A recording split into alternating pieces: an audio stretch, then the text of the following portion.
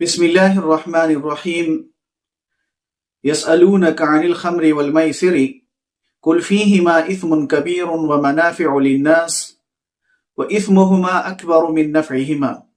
ذرا تصور کیجئے کہ ایک نوجوان جو کبھی ماں باپ کی آنکھوں کا نور تھا آج اپنی ہی آنکھوں میں شرمندگی لیے اندھیری گلیوں میں بھٹک رہا ہے۔ سوال یہ ہے کہ کیا اس نے نشہ کیا تھا یا نشے نے اسے کر لیا تھا؟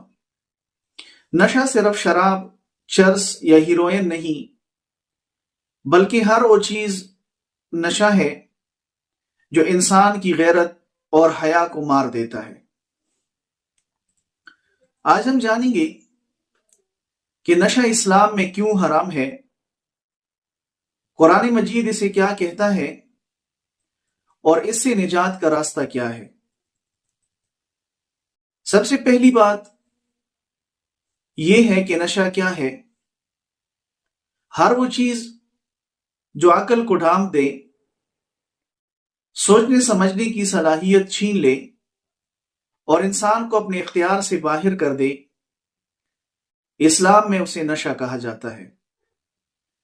نبی کریم صلی اللہ علیہ وسلم حدیث پاک میں فرماتے ہیں، کل مسکر خمر، ہر نشہ آور چیز شراب ہے، وکل خمر حرام، اور ہر شراب حرام ہے۔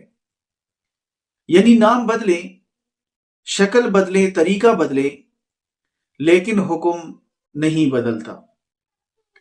قرآن مجید میں نشے کی حرمت کے بارے میں اللہ رب العالمین فرماتے ہیں، یسألونک عن الخمر والمیسر، اے نبی صلی اللہ علیہ وسلم، یہ لوگ آپ سے شراب اور جوئے کے بارے میں پوچھتے ہیں، قل کہہ دیجئے، فیہما اثم کبیر، اس میں بہت بڑا گناہ ہے، ومنافع للناس، اور اس کے اندر جو لوگوں کے لیے فائدہ ہے، وَإِثْمُهُمَا أَكْبَرُ مِن نَفْعِهِمَا،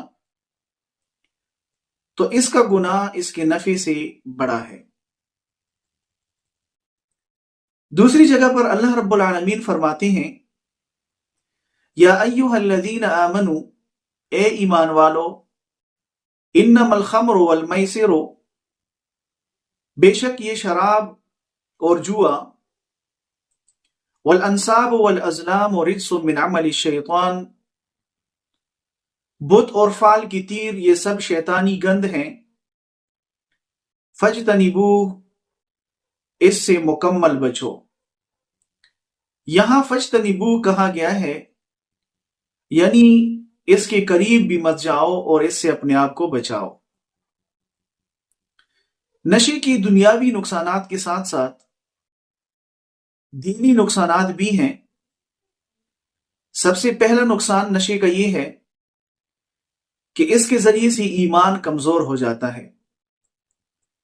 نبی کریم صلی اللہ علیہ وسلم فرماتے ہیں، لا یزنی الزانی حین یزنی وہو مؤمن، زناکار جب زنا کر رہا ہو تو وہ مومن نہیں ہوتا، ولا یشرب الخمر حین یشربها وہو مؤمن، اور جب شرابی شراب پی رہا ہو تو وہ مومن نہیں ہوتا۔ دوسرا نقصان نشے کا یہ ہے کہ اس کے ذریعے سے عبادت چھوٹ جاتی ہے۔ قرآن مجید میں اللہ رب العالمین فرماتے ہیں، لا تقربوا الصلاة وانتم سکارى، جب تم نشے کی حالت میں ہو تو نماز کے قریب بھی مت جاؤ۔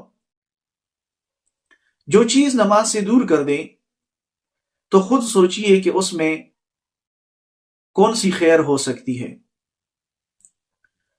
تیسرا نقصان نشے کا یہ ہے کہ نشہ تمام برائیوں کی جڑ ہے۔ رسول کریم صلی اللہ علیہ وسلم فرماتے ہیں، الخمر ام الخبائث، شراب تمام برائیوں کی ماں ہے، کیونکہ نشہ زنا تک لے جاتا ہے، قتل و غارت تک لے جاتا ہے، اور اللہ رب العالمین کی نافرمانی تک لے جاتا ہے۔ نشے کی دنیاوی نقصانات میں یہ ہے کہ اس کے ذریعے سے خاندان ٹوٹ جاتے ہیں، روزگار برباد ہو جاتا ہے، عزت خاک میں مل جاتی ہے، نسلیں تباہ ہو جاتی ہیں، اور اس لیے اسلام نے نشے کو حرام قرار دیا ہے کہ یہ ایک فرد کی تباہی نہیں بلکہ پورے معاشرے کی تباہی ہے، اور اسلام پورے معاشرے کو بچاتا ہے۔ نشے سے نجات کا راستہ بھی ہمیں اللہ رب العالمین نے قرآن مجید میں بتایا ہے۔ والذین اذا فعلوا فاحشۃ او ظلموا انفسهم،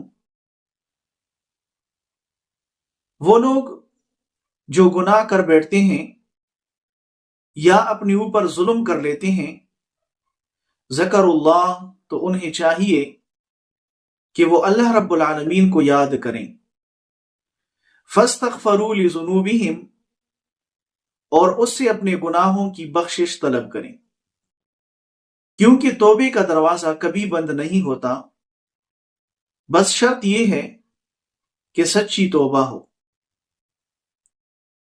نشہ خوشی نہیں دیتا،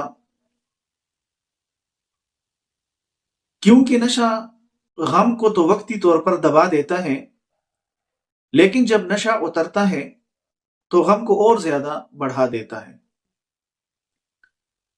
اسلام نشہ چھڑانے کے لیے جیل نہیں بلکہ توبہ، ایمان اور ارادہ دیتا ہے۔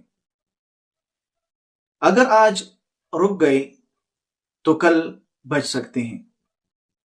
اگر یہ ویڈیو آپ کو پسند آئے تو اس کو صدقہ جاریہ سمجھ کر اپنے دوست احباب کے ساتھ ضرور شیئر کریں، چینل کو سبسکرائب کریں اور کمنٹس کے اندر اپنی رائے کا اظہار ضرور کریں۔ اللہ پاک ہماری نوجوان نسل کو نشے کی اس لعنت سے چھٹکارا عطا فرمائے، آمین۔ وما علینا الا البلاغ المبین۔